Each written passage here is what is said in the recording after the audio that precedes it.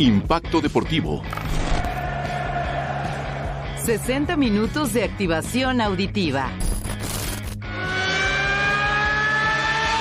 El deporte, hecho información.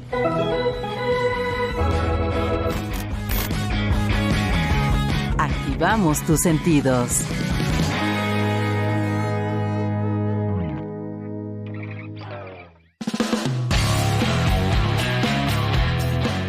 Con 8 partidos disputados este jueves en la Premier League de Inglaterra se llevó a cabo el Boxing Day, una tradición de más de un siglo de vida en el fútbol inglés.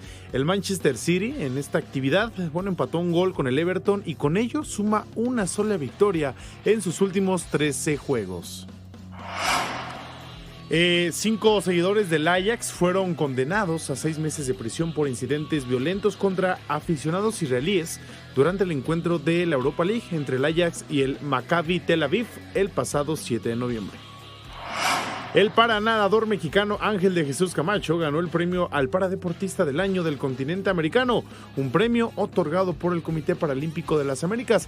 Hay que recordar que en los Juegos Paralímpicos de París 2024, el guanajuatense fue el mejor deportista de la delegación nacional tras cosechar 3 medallas. Paraguay oficializó su candidatura para convertirse en sede de los Juegos Olímpicos de la Juventud 2030 y de los Juegos Panamericanos de 2031. Así lo informó este jueves el presidente del Comité Olímpico Paraguayo, Camilo Pérez. La voleibolista mexicana Sofía Maldonado hizo historia al convertirse en la tercera atleta nacional en disputar una final del campeonato de la NCAA de voleibol. Además, terminó la temporada como la máxima anotadora de su equipo en este certamen que reúne a la élite, a lo mejor del deporte universitario en los Estados Unidos. Lamar Jackson de los Cuervos de Baltimore se convirtió en el quarterback con más yardas por tierra en la historia del NFL tras la victoria de su equipo 31-2, además una paliza 31-2 sobre los Tejanos de Houston en lo que fueron los Juegos de Navidad.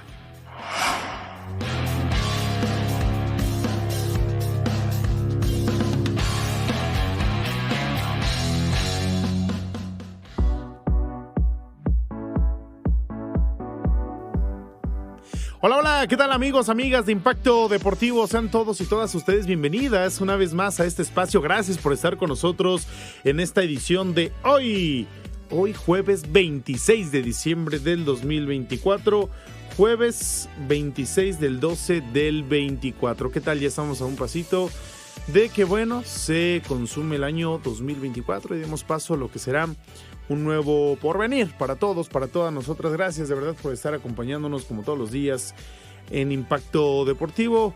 Los saludamos con el gusto de siempre y les damos las gracias por permanecer con nosotros. A nombre de toda la producción, Rafa Rosales en los controles, Ricardo Hernández en la producción, José Luis Plasencia Ramos también en la producción, y gracias también a ellos por la coordinación de redes sociodigitales.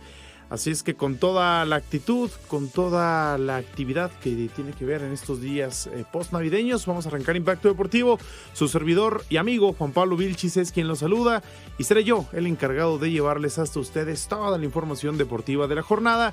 No sin antes, recordarles que contamos con redes sociodigitales para que se comuniquen, para que estén en contacto con nosotros y con todo el equipo de Impacto Deportivo. Nos pueden seguir en Instagram, en donde aparecemos como Impacto_Deportivo_Imer.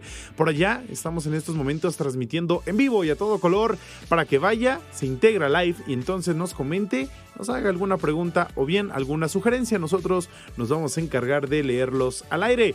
Si lo que quieren es mantenerse informados de lo que está aconteciendo en el mundo de los deportes en estos momentos, llegó usted al lugar indicado, porque también contamos con un sitio web para que ingrese a él, es noticias.imer.mx/impacto-deportivo, ahí para que usted vaya y le eche un vistazo a toda la información deportiva que tenemos acá en el Imer. Además, si lo que quieren es entablar comunicación directa con nosotros, lo puede hacer desde diferentes vías. Una de ellas es el WhatsApp. Nos puede escribir al WhatsApp o enviarnos alguna notita de voz al 55 66 31 24 27. Ya está ahí la producción bien atenta a nuestro teléfono, a nuestro WhatsApp, para recibir sus mensajes. O Bien, también nos pueden hacer una llamada directamente a los teléfonos con los que contamos en cabina. Son dos. Uno es el 55 56 28 17 36 y el otro es el 55 56 28 17 37. Por cierto, un saludo a todas las emisoras que llevan a ustedes todos los días de 7 a 8 de la noche, tiempo de la Ciudad de México, Impacto Deportivo. En especial y en esta ocasión a Radio 710 AM, encargado, bueno, la estación encargada de llevar hasta sus oídos Impacto Deportivo en Ciudad de México y en el área conurbada. Y deseamos, cómo no, a todos los demás también les enviamos un caluroso abrazo, un caluroso afecto. Y después de, bueno, lo que fue esta Navidad, Nochebuena Navidad, ojalá que la hayan pasado excelente en compañía de sus seres queridos. Nosotros estamos desde acá, desde el cuarto piso de la torre de radiodifusoras del Instituto Mexicano de la Radio, ubicado en la calle Real de Mayorazgo número 83, Colonia Joco, en la alcaldía Benito Juárez. Y desde acá, desde la Ciudad de México, desde la capital de la República Mexicana, nosotros vamos a comenzar con toda la información. Y arrancamos con la actividad de la Premier League de este 26 de diciembre. Ya se ha hecho toda una tradición, sí, no es costumbre, es una tradición, de hecho, allá en Inglaterra, que se celebre, bueno, esto ya tiene más de un siglo, vaya, esta celebración del Boxing Day. El Boxing Day, que bueno, comenzó como una tradición en la edad antigua, ya hace varios años. Y constaba esta tradición en ese entonces de que la gente de la clase alta en ese entonces en Inglaterra les regalaba a sus trabajadores, a quienes les trabajaban quizá las tierras, les trabajaban quizá sus hogares, ¿no? o diversos empleos, vaya. Les regalaban a los empleados cajas y en esas cajas, venía comida, frutas, verduras, algunos alimentos ya preparados, y era el regalo que los patrones les regalaban ese entonces a sus trabajadores. Después, esto se fue trascendiendo y llegó hasta el mundo del deporte, en especial al fútbol británico, al fútbol de Inglaterra. Esto fue por ahí en 1860. En 1860 es la primera ocasión en la que el Boxing Day, es decir, un 26 de diciembre, llega al fútbol inglés. El primer partido de Boxing Day, ya dentro del contexto, ese futbolístico, se disputó, decíamos, el 26 de diciembre de 1860 entre el Sheffield y el Hallam, que son dos de los equipos, o más bien los dos clubes más viejos que existen en el fútbol de Inglaterra. Y desde entonces, desde 1860, año con año, se ha disputado cada 26 de diciembre este Boxing Day. Hay muchos partidos, de hecho, los partidos comienzan desde la octava división, la octava división allá en Inglaterra, evidentemente hasta la primera división, que es la Premier League, y en total se dice que hay un aproximado de 700 partidos en un solo día. Impresionante, de la octava a la primera división, 700 partidos en Inglaterra de fútbol, y esto evidentemente que tiene la intención de que la gente que está disfrutando desde sus casas, viendo en televisión los partidos, eso hagan, disfruten, se queden tranquilos después de lo que fue Navidad. Así es que, ahí se disputó un año más de Boxing Day allá en la Premier League. Y en esta ocasión fueron 8 partidos los que se disputaron para esta ocasión. Fíjense que llama la atención, por supuesto, lo que termina sucediendo nuevamente con el Manchester City, que empata 1-1 ante el Everton. Vamos a escuchar más adelante las palabras también de Pep Guardiola, el entrenador de los Citizens, porque, híjole, ya son 13 partidos en los que únicamente han ganado un duelo, un juego. O sea, de 13 ganaron uno para el Manchester City, para los campeones, actuales campeones de la Premier, para quienes recientemente se consagraron con su primera Champions League. Evidentemente que algo anda mal. ¿Qué pasó en los demás partidos? El Newcastle le ganó 3-0 al Aston Villa. El Nottingham Forest también tuvo participación, 1-0, le ganó al Tottenham. El Bournemouth al Crystal Palace, 0-0, empataron en esta ocasión. Y el Fulham, el Fulham de Raúl Jiménez termina ganando de último momento, además 2-1 al Chelsea. Raúl Jiménez, por cierto, jugó 74 minutos, después fue sustituido. Y decíamos un gol que llega de último minuto, iban 1-1 a manos de Rodrigo Muniz. quien termina finiquitando entonces el partido 2-1 para el Fulham. En esta ocasión le ganan a un grande como lo es el Chelsea.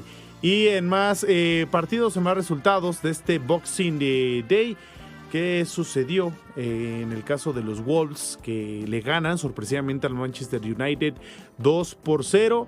Después el Southampton el West Ham le gana al Southampton 1-0. También participación de Edson Álvarez, jugó prácticamente todo el encuentro. Y el Liverpool en contra del Leicester City, que comienza ganando Leicester City 1-0, pero Liverpool anda imparable, el actual líder de este campeonato, 3-1 le ganó a Leicester finalmente Liverpool, así es que con paso perfecto el conjunto de Liverpool, y que ya con esto, decíamos, afianza lo que es el primer lugar de la Premier League con 42 unidades, ya va a ser muy complicado, apenas a la mitad de la temporada.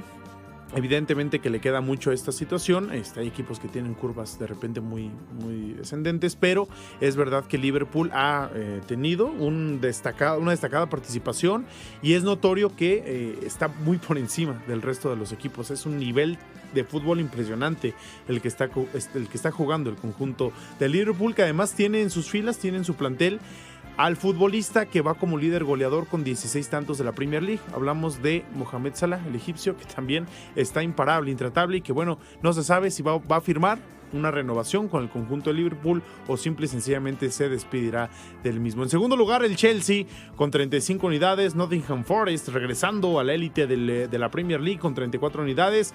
En cuarto lugar, el Arsenal, 33 puntos, y en quinto, Newcastle United también con 29 unidades, y decíamos, sigue en sexto el Bournemouth, en sexto lugar con 29 tantos y con 28 puntos. En séptimo lugar está encasillado el Manchester City luego de esta jornada de Boxing Day. ¿Y qué pasó precisamente tras este empate en contra del Everton? Habló Pep Guardiola, y es que su última victoria fue el 4 de diciembre ante el Nottingham, precisamente, ya hace 3 semanas, ¿no? Y entre Champions, entre la Premier League, el City simple y sencillamente no puede levantar, no remonta la situación. Y con esto el equipo del Manchester se encuentra, decíamos, séptimos en Premier League, pero además en la Champions está muy mal. Está 22º, es decir, en el lugar 22. Le queda mucho camino todavía también a la Champions League. Ya va un poco más de la mitad de la temporada. Y están en serios problemas de no clasificar, o sea, de quedarse fuera primero de las finales, o quizá entrar a repechaje, que eso también sería sorprendente para el Manchester City, y después de no clasificar a la próxima temporada de Champions League. Decíamos séptimo lugar en la Premier League, ¿no? Entonces lo del City sí es preocupante. Bueno, a pesar de toda esta situación, lo que dice Pep Guardiola es que no cabe en él la frustración. La primera mitad fue brillante. La primera vez que llegamos, marcamos un gol. Al final, con todo lo que pasó, sufrimos la derrota. Pero analizando el resultado, por supuesto que no estamos contentos con el desempeño, y volvimos a enfrentar la situación. Y fueron brillantes. No marcamos los goles que necesitábamos, pero no estoy frustrado. Sin embargo, reconoció que para el mercado de piernas de invierno, que ya se aproxima, deberán reforzar su plantilla para evadir, precisamente, o más bien revertir esta situación que, no les hace nada bien. Creo que incluso los jugadores saben que debemos de sumar algunos elementos, y a veces no es fácil hacerlo, pero por supuesto que tenemos que intentarlo, porque el que venga se mantendrá durante mucho tiempo. Pero sí, tenemos esta situación y vamos a hablar con el club al respecto, y ellos decidirán. Híjole, pues ahí complicada la situación para el Manchester City, para Pep Guardiola, que nada más no le encuentra cómo modificarle a su equipo para que, regresen a la senda del triunfo. El siguiente partido para los Citizens será el próximo domingo ante el Leicester City, y después se van a enfrentar al equipo de Edson Álvarez, al West Ham. Esto será el próximo sábado 4 de enero. Ya después de Año Nuevo, así es que a ver cómo terminan las cosas para el Manchester City, que insisto, es aún la mitad de temporada, todavía les queda un largo camino por recorrer, pueden revertirlo, además tienen futbolistas es que tienen muchas lesiones, también eso hay que destacarlo, han tenido muchas lesiones en los últimos meses, y creo que eso también le ha impedido a Pep tener un esquema consolidado, ¿no? Digamos, en esta temporada, pero decíamos, sí es preocupante que en 13 partidos únicamente el equipo de quien consideramos muchos, entre ellos su servidor, el mejor entrenador del mundo, pues únicamente haya ganado uno de esos 13 encuentros. Pero bueno, vámonos a más información hablando del fútbol europeo. Fíjense que 5 jugadores del Ajax fueron condenados a 6 meses de prisión por incidentes violentos contra aficionados israelíes durante el encuentro de la Europa League entre el Ajax y el Maccabi Tel Aviv de Israel el pasado 7 de noviembre. El fiscal señaló que los actos tenían poco que ver con el fútbol, pero añadió que en este caso no había pruebas de una intención terrorista y la violencia no estuvo motivada por sentimientos antisemitas, para después agregar que la violencia estuvo influida por la situación en Gaza y no por el antisemitismo. Los primeros 5 acusados, cuyas edades oscilan entre los 19 y los 32 años, además hay otros 6 sospechosos que van a comparecer ante el tribunal en los días siguientes. Bueno, estos 5 acusados ya fueron precisamente acusados de violencia pública, robo y agresión. La condena más larga, de 6 meses de prisión, impuesta a un hombre acusado de patear a una persona y golpear a varias más. Otro hombre recibió una pena de 1 mes de cárcel por agredir a aficionados y arrancar violentamente una bufanda del Maccabi a uno de ellos. Mientras que un joven de 19 años fue sentenciado a 100 horas de servicio comunitario por lanzar piedras a la policía y utilizar términos antisemitas en redes sociales. Así la situación con eso que sucedió ya desde el pasado 7 de noviembre allá en Países Bajos entre el Ajax y el Maccabi Tel Aviv en un partido de Europa League, en donde bueno, surgieron algunos incidentes ahí entre aficionados de Países Bajos, aficionados neerlandeses y aficionados israelíes que acudieron a este encuentro. Y ya para despedirnos de este primer bloque del programa, vamos a brindarles esta información también que sucedió con un tema controversial dentro del fútbol femenil, esto en Sudamérica. Y es que ya se cumplió una semana del partido entre los equipos de fútbol femenil entre el Gremio y el River Plate, que terminó con un escándalo por gestos e insultos racistas. Bueno, 4 jugadoras del equipo argentino de River Plate permanecen todavía detenidas en Brasil, luego de que les fuera rechazado el habeas corpus que presentaron sus abogados para que pudieran recuperar su libertad antes de Navidad. Este habeas corpus, que digamos que es un procedimiento jurídico en el que los jueces, más bien los abogados, mejor dicho, intentan velar porque la persona detenida no sea privada de su libertad en contra de las leyes, ¿no? Que no sea legítima su detención, pues simplemente no procedió. Y es que fíjense, las futbolistas Candela Díaz, Camila Duarte, Juana Cángaro y Milagros Díaz pasaron la Navidad precisamente en el centro penitenciario de Carandiru, en el norte de Sao Paulo, allá en Brasil. El partido de la Ladies Cup entre ambos equipos terminó en un escándalo y suspendido al minuto 41 debido a que 6 jugadoras de River Plate fueron expulsadas y posteriormente 4 de ellas detenidas por delitos racistas, que son precisamente la futbolista Díaz, Duarte, Cángaro y la otra Díaz, que es Milagros. Después de que el Gremio empató a 1 el encuentro sobre el final del primer tiempo, las jugadoras del conjunto brasileño festejaron el gol, algo que evidentemente molestó a las futbolistas del conjunto argentino. En las imágenes de la transmisión de este partido se puede ver a Candela Díaz dirigirse a un recogebalones e imitar el gesto de un mono.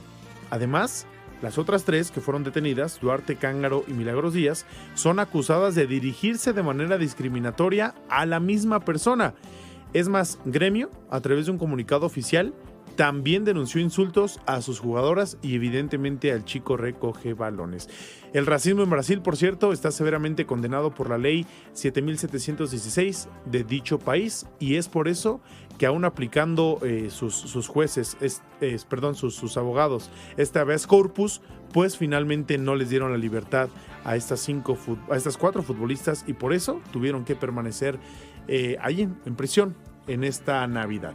Bueno, vamos a dejar aquí este primer bloque, no sin antes agradecerles a todos quienes están con nosotros a través de nuestro live de Instagram, como Pepe Bauer, Rafa Luna, que nos escribe: vamos a seguir comiendo recalentado. Híjole, sí, el recalentado de Navidad, Año Nuevo, puede durar toda la semana, ¿no? Prácticamente. Así es que si todavía están con el tema del recalentado, hágale, que no pasa nada. Ya en enero nos reponemos. Richie Pérez también nos escribe: a cerrar el año bien, llenos de recalentado y ponche. Qué rico el ponche también en estas épocas decembrinas. También está con nosotros Sammy Brazoroto y Chair Stone, con nosotros también está presente. Así es que a todos y todas ustedes, gracias por estar en Instagram. Vamos a hacer un corte, el primer corte de la noche, pero regresamos con más. Impacto Digital. Búscanos en Twitter como @ImpactoImer. Imer Noticias. Búscanos en nuestro sitio web como noticias.imer.mx/impacto-deportivo. Continuamos activando tus sentidos. El deporte hecho información. Impacto Deportivo. Regresamos.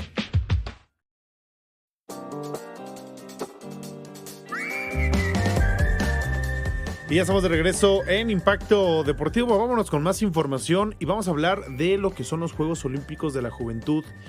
Y es que ustedes recordarán, o quizá no, y acá por eso los vamos a poner en contexto, los últimos Juegos Olímpicos de la Juventud se tuvieron que haber disputado en 2022 en Dakar, que es la capital de Senegal. Sin embargo, fueron pospuestos el Comité Olímpico Internacional, el COI, y además evidentemente con el país sede, que es Senegal. En 2020 decidieron pues aplazar toda esta situación.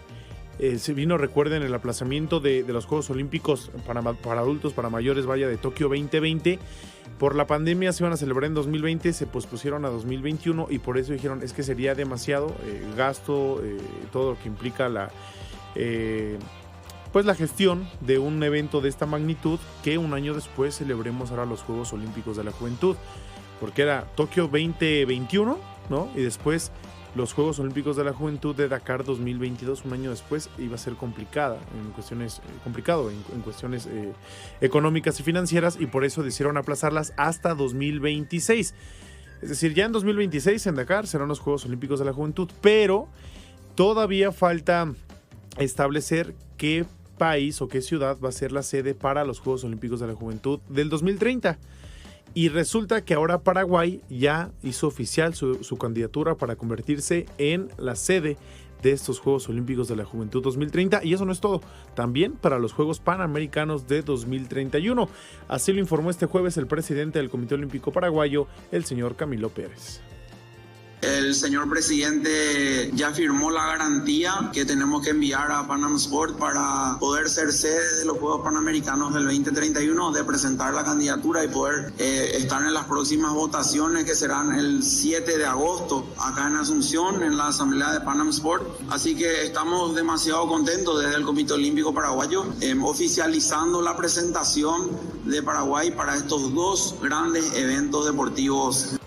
Paraguay, que entonces, bueno, así de esta forma estaría buscando repetir la sede para los Juegos Panamericanos, en este caso los mayores, porque el próximo año van a ser sede de los Panamericanos Junior, que es, digamos, categorías menores, y entonces para 2031 estarían buscando los Panamericanos mayores, ahí seguramente ahí mismo en Asunción, que es la capital paraguaya. Oigan, por cierto, estaba checando que en el caso de Dakar 2026 sería la primera ocasión en la que un país africano recibe unos Juegos Olímpicos de toda índole, de mayores y en este caso juveniles. Sería entonces Dakar, Senegal, el primer país africano en recibir un evento del COI, ¿no? Bueno, no del COI, sí, unos Juegos Olímpicos, vamos a dejarlo en ese término. ¿Y qué más dijo Camilo Pérez, el presidente del Comité Olímpico Paraguayo? Bueno, adelantó que el 31 de enero de 2025 va a asistir, junto al presidente paraguayo Santiago Peña, a una audiencia en Suiza con el presidente del COI, Thomas Bach, para precisamente abordar esta candidatura rumbo a los Juegos Olímpicos de la Juventud de 2030. El dirigente destacó que hasta ahora 4 países más están en la carrera por convertirse en sede de este evento mundial, que por cierto se estaría disputando entre 211 países distintos. Los Juegos Olímpicos de la Juventud es lo más grande que podemos pretender por el tamaño país que tenemos, ¿verdad? Sería algo ilógico decir que podemos pretender unos Juegos Olímpicos de mayores, ¿verdad? Por lo que cuesta. Entonces, sería lo máximo a que Paraguay pueda pretender unos Juegos Olímpicos de la Juventud. Son 211 países, que es una convocatoria mundial y que va a servir muchísimo, ¿verdad? Para el futuro de nuestros atletas. Y bueno, finalmente la sede de estos Juegos Continentales se va a definir el 7 de agosto del próximo año en Asunción, precisamente en la asamblea de Panam Sports, y que seguramente será digamos, en el marco de lo que van a ser los Panamericanos Junior allá en la capital paraguaya. Y entonces ahí se va a definir si Paraguay termina quedándose con la sede tanto de los Olímpicos Juveniles como de los Panamericanos para el 2031. Vámonos a más información. Hablando del deporte del continente americano, el paranadador mexicano Ángel de Jesús Camacho ganó el premio a Paradeportista del Año del continente americano, premio otorgado por el Comité Paralímpico de las Américas. El guanajuatense fue uno de los 8 nominados, donde también estuvo otro mexicano, el parataekwondoín Luis Mario Nájera. Pero bueno, Camacho finalmente obtuvo la mayoría de votos de los aficionados en una elección que, por cierto, se realizó a través de las redes sociales. Ángel, hay que recordarlo, fue el deportista mexicano con la mayor cantidad de medallas obtenidas durante los Juegos Paralímpicos de París 2024. Ahí obtuvo una plata y 2 de bronce, o sea, 3 medallas totales, una de plata, 2 de bronce, y con ello, bueno, le significó obtener este premio al paradeportista del año de todo el continente americano. En la categoría femenil, la ganadora del premio fue Kiara Rodríguez de Ecuador, que en París 2024 obtuvo 2 medallas de oro. Ella es paratleta, una la obtuvo en los 100 metros y otra en el salto de longitud. Así la situación entonces. Enhorabuena para Ángel de Jesús Camacho, el deportista que bueno, ha cosechado 3 medallas en París 2024 y ahora ganando este galardón. En más información, hablando del deporte amateur mexicano, la voleibolista Sofía Maldonado hizo historia al convertirse en la tercera mexicana en disputar una final por el campeonato de la NCAA en voleibol. Además, terminó la temporada como la máxima anotadora de su equipo en el certamen, en el que por cierto reúne a lo mejor de lo mejor, a la élite del deporte universitario allá en los Estados Unidos. Decíamos que es la tercera porque antes estuvo Viviana Candelas y Melanie Parra participando en equipos en unas finales de NCAA de voleibol, y evidentemente representando a nuestro país.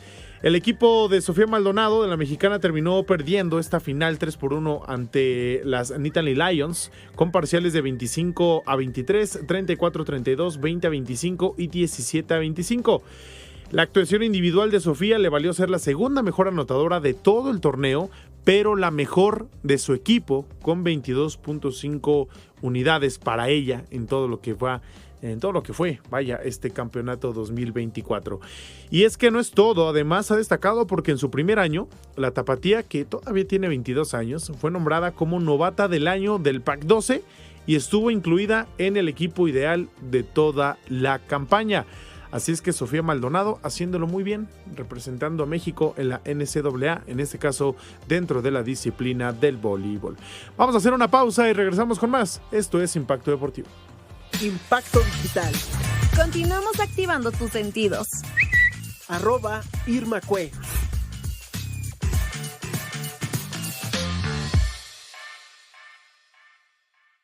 Imer Noticias.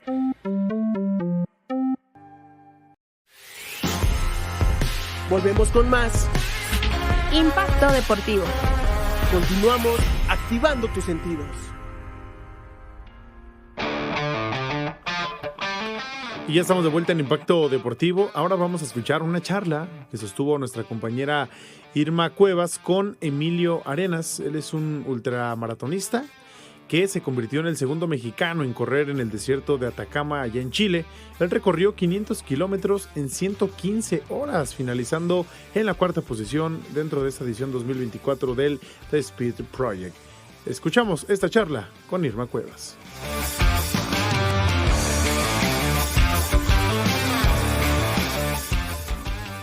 Y continuamos aquí en Impacto Deportivo, nos vamos a la línea telefónica porque vamos a platicar con Emilio Arenas. Es ultramaratonista, acaba de regresar apenas hace algunas semanas del desierto de Atacama en Chile y vamos a platicar de esto y de todo lo que está haciendo. Emilio, ¿cómo estás? Qué gusto saludarte. Dije llamada telefónica, pero la verdad estamos vía Meet y para mí es un gusto porque aparte te estoy conociendo aquí a través de esta imagen. ¿Cómo estás? Todo bien, muchas gracias. De verdad te agradezco muchísimo la oportunidad y el espacio para poder contar mi experiencia y lo que viví corrí hace unas semanas en el desierto de Atacama. Oye, impresionante, ¿no? Porque cuando hablamos de maratón dices, bueno, son 42 kilómetros, pero cuando hablamos de un ultramaratón son kilómetros en serio, son casi 550 kilómetros, tú lo hiciste en un poquito menos, pero ¿por qué ser un ultramaratonista? ¿De dónde te nace? Mira, creo que esa es una pregunta que yo también como que me llevé al desierto y era una de las cosas que yo quería llevarme a resolver, y en este punto te digo que no tengo una respuesta concreta, pero simplemente son de estas cosas que te nacen y te dices como tengo que hacer esto, y creo que era algo que, a ver, era una cosa que también quería hacer como una persona normal, tradicional. A su vez quería como inspirar a muchas personas, como soy una persona que trabaja, soy un godín más,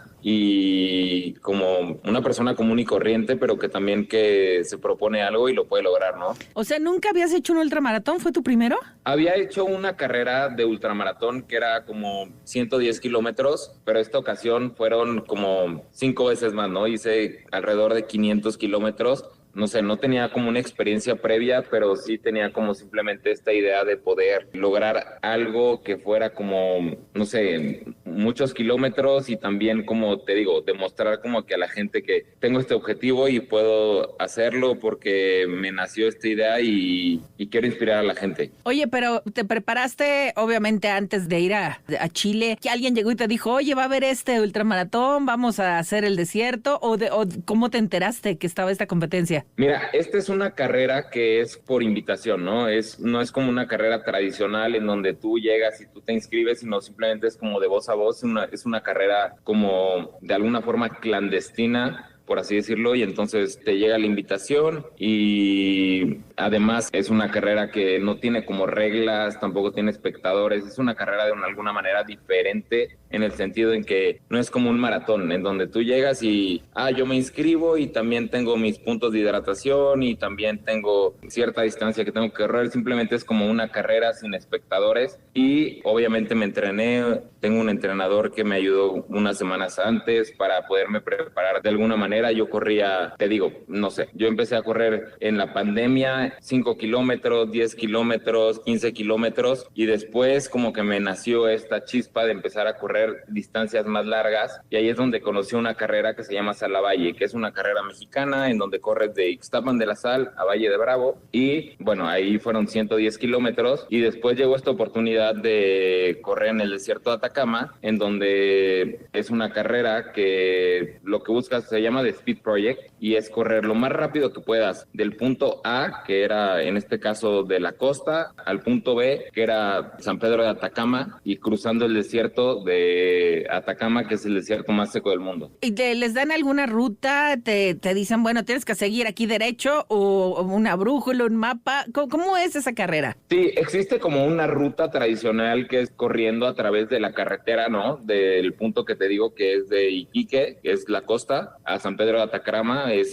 la Cruz Papal, y son 520 kilómetros, ¿no? Pero justamente como te digo, no existe como una ruta marcada, y es una carrera que es como muy abierta en ese sentido, entonces puedes ir encontrando atajos, ¿no? Que es algo que a mí me llamaba muchísimo la atención, en ese sentido de, encontré un atajo que está cruzando por un salar es pues no sé, un punto en el desierto que está conformado por sal, un poco de agua y demás, y entonces cruzas ahí y a lo mejor ya no estás corriendo los 520 kilómetros. Al final yo hice 490 kilómetros, pero fue también cortando un poco la ruta, y es en este sentido de la carrera que no tiene como una ruta tradicional, sino que tú simplemente vas buscando de qué manera te puedes ir metiendo para cortar. Oye, el recorrido lo hiciste en 115 horas.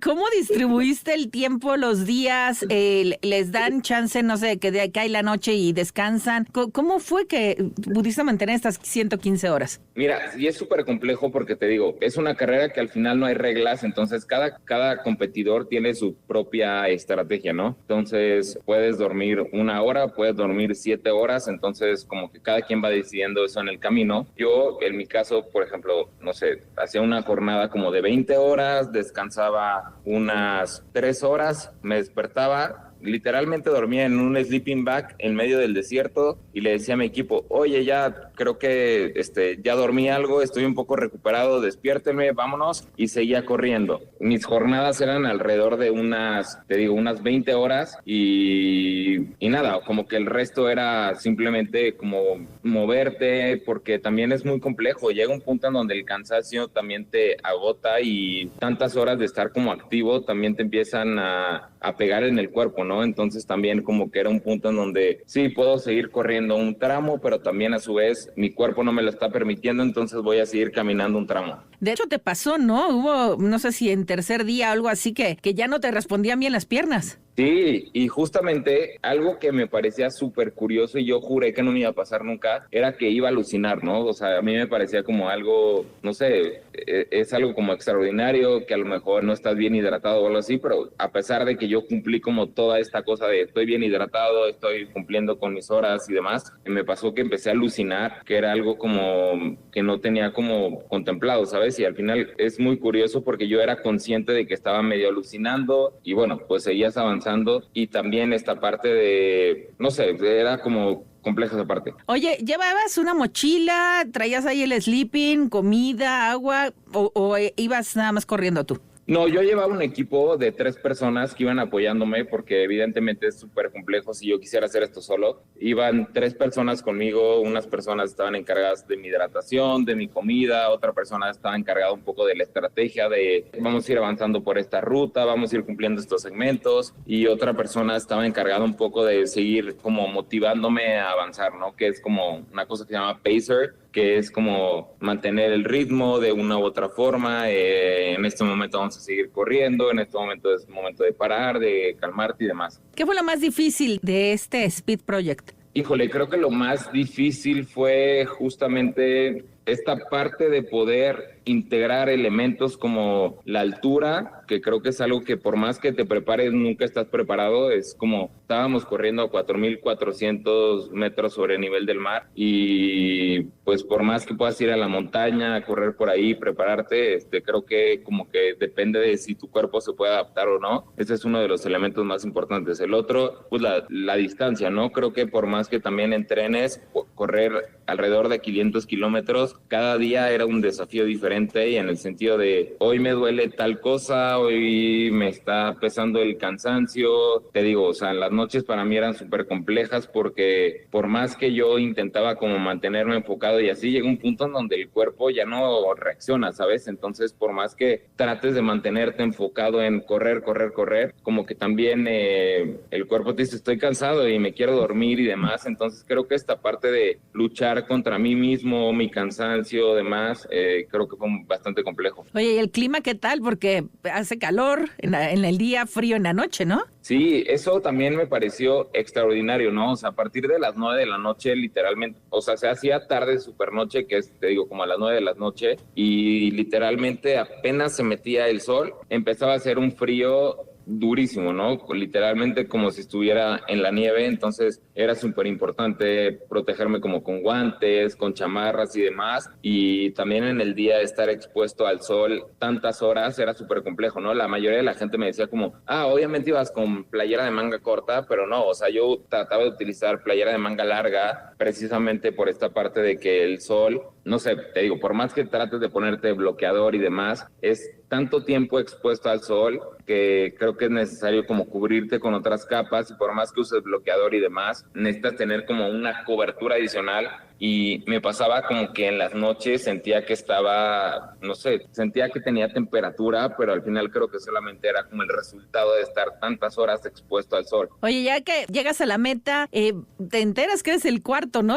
Quedaste en cuarto lugar de 9. ¿Qué significó esto para ti? No, de verdad fue una experiencia como increíble porque, a ver, número 1 fue como llegar a la meta y a pesar de haber como completado esto, me pareció algo extraordinario, ¿no? Y en segundo lugar era como, te digo, una cosa que yo quería completar también como para inspirar a las demás personas, porque ya lo había hecho una mexicana que se llama Chikorita, que es una chica elite que se dedica como a correr ultramaratones y demás, pero en este sentido yo quería ser como una persona normal y corriente, un godín que duerme poco, que de vez en cuando sale de fiesta, que come igual que otra persona, pero yo como que tenía ese objetivo de inspirar a las demás personas a atreverse a hacer como este tipo de retos, ¿no? Yo lo veía como, no, este tipo de cosas las hacen personas que pues se dedican a esto, que llevan toda su vida corriendo, que tienen un don extraordinario y demás, pero para mí fue como, yo me propongo esto porque quiero como también, además de yo realizar este reto personal, quiero en mi camino inspirar a otras personas a demostrar que es posible que una persona común y corriente pueda atreverse a hacer este tipo de cosas. Entonces, te digo, a pesar de que pasamos muchas cosas en el camino y fueron muchas complejidades, para mí llegar a esa meta fue como uno, demostrarme a mí mismo que es posible alcanzar este tipo de objetivos y también como a su vez demostrar a la gente que es posible alcanzar unas cosas que te propongas. Oye, y ya que terminó la carrera, ¿cuánto tiempo te tardó recuperarte? Porque fue el cansancio, fue mal dormir, mal comer, la hidratación. Yo me acuerdo que alguna vez Nail Hernández, que también es ultramaratonista, platicaba que se le enterraban las uñas de los dedos y que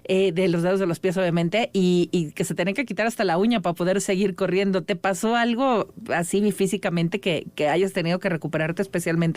Sí, la verdad es que es bien complejo como acabas el reto y como tratar de desconectarte de esto. Te digo, fueron alrededor de 5 días en donde literalmente yo estaba enfocado a correr, dormía un poco, despertaba y seguía corriendo, ¿no? Y entonces como que ya terminó la carrera y yo ya estando en mi casa despertaba y como que tenía este sentimiento de, me toca correr, pero estaba un poco desubicado y decía, no, ya acabó esta carrera, no tengo que correr. Entonces como que también fue un poco complejo adaptarme en este sentido a recuperarme, o sea, físicamente sí, obviamente estoy descansando y demás, pero creo que fue un poco más el tema mental de que seguía como en este sentimiento de que despierto y tengo que correr y demás. Entonces creo que me tardó un par de días en entender que ya estaba en mi casa descansando. Exacto. Oye, ¿te gustaría llevar esto a un libro o dar conferencias o cómo hacer llegar toda tu experiencia a la gente, como dices, normal, ¿no? A la gente que se levanta a trabajar en una oficina de 9 a 6, que vean que se pueden cumplir los sueños. ¿Qué piensas hacer con toda esta experiencia? Más que un libro, te digo, creo que me gustaría más como seguirlo comunicando de voz en voz, seguir contando mi experiencia y justamente creo que, no sé, hablo con la gente del trabajo y también me dice, wow, lo que hiciste está increíble y me gustaría empezar a correr, ¿no? O sea, creo que eso para mí tiene muchísimo más valor que a lo mejor escribir un libro y demás. Creo que a mí me parece muy padre poder como contarlo a las personas y que a su vez eso haga que las personas tengan un poco de conciencia en cualquier sentido, a lo mejor en el sentido de quiero cambiar mi aspecto deportivo, quiero ser menos sedentario, quiero atreverme a hacer cosas nuevas y no solamente deportivo, ¿no? A lo mejor quiero atreverme a hacer otra cosa en el trabajo, en la vida, en lo que sea. Entonces creo que contar mi experiencia a lo mejor puede despertar algo en las demás personas. Oye, ¿te podemos seguir por redes? ¿Hay fotos ahí en tus redes sociales? Sí, claro. Mi cuenta de Instagram es Emilio Arenas O y es la cuenta que más utilizo. Y ahí está toda tu experiencia en Chile, ¿no? Correcto. Sí. Oye, ¿y piensas ir a otro ultramaratón o hasta aquí se va a quedar? No, claro que me encantaría seguir en esto. La verdad es que en este punto todo el mundo me dice como, ¿ahora qué sigue? No tengo algo definido en este momento, pero creo que me gustaría seguir explorando. Te digo, yo empecé siendo un corredor muy tradicional de maratón, medio maratón, y demás, pero creo que ahora descubrí algo que es el ultramaratón y es más que correr por un tiempo definido, correr por un objetivo, simplemente es como un espacio de transformación y también un espacio en donde tienes mucho tiempo contigo mismo. Entonces eso me parece muy padre porque siento que es como hacer un ejercicio y también estás como meditando de alguna manera o estás como encontrando un propósito y a mí me parece padrísimo eso. Padrísimo todo lo que nos has contado. Nos estás ya motivando para que hagamos ejercicio más, para que cumplamos estos sueños. Lamentablemente se nos está acabando el tiempo, pero me gustaría seguir en contacto contigo, volver a tomar en algún momento una plática para seguir conociendo qué estás haciendo y sobre todo, bueno, felicitarte por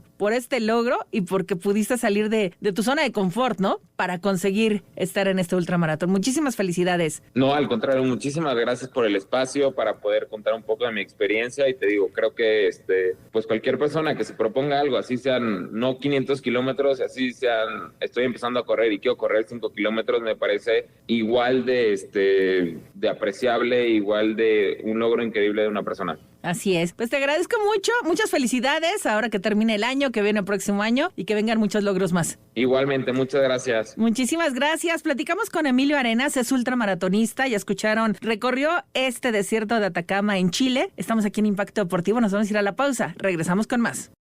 Impacto Digital. Continuamos activando tus sentidos. @Alfonso_López_.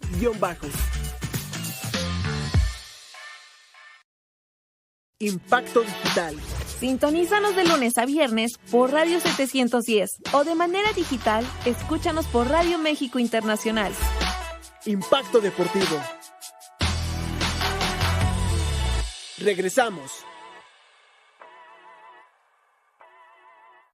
Imer Noticias. Búscanos en nuestro sitio web como noticias.imer.mx/impacto-deportivo. Continuamos activando tus sentidos. El deporte hecho información. Impacto Deportivo. Regresamos.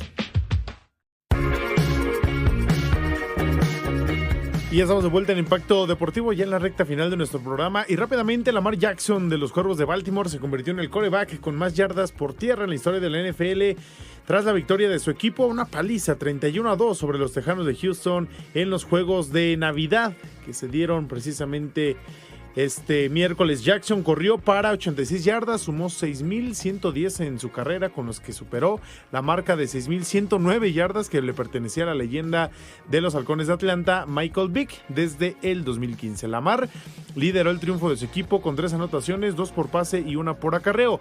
Con el resultado, los Ravens llegaron a 11 victorias, 5 derrotas para quedarse con el primer lugar de la División Norte de la Conferencia Americana y se ven sumamente fuertes de cara al siguiente Super Bowl. Y en más de récords de la NFL, Travis Kelce rompió este miércoles el récord de más recepciones de touchdown en la historia de los Jefes de Kansas City y su equipo en el triunfo precisamente de los Jefes 29-10 sobre los Acereros de Pittsburgh en este partido también de Navidad correspondiente a la penúltima fecha, la semana 17 de NFL. Kelce llegó a 77 recepciones de touchdown y superó las 76 de la leyenda Tony González. Y en este encuentro también superó las 1,000 recepciones en sus 12 años de carrera, algo que solo han conseguido 15 jugadores en toda la historia de la NFL. Los Jefes llegaron así a 15 victorias y 1 derrota y con ello aseguraron el primer lugar de la Conferencia Americana, lo que les permitirá descansar en la primera semana de playoffs y por supuesto estar bastante fuertes.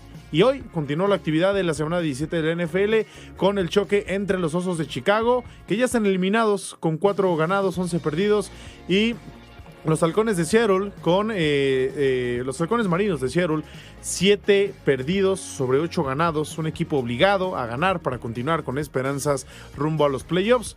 3-0 en estos momentos. En el segundo cuarto lo ganan precisamente los Halcones Marinos de Seattle a los Osos de Chicago y se encaminan a mantenerse con esa ilusión de playoffs.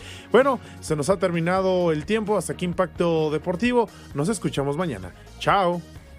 Las opiniones aquí expresadas son responsabilidad de sus autores y no representan la posición editorial de Imer Noticias. Impacto Deportivo. El deporte hecho información.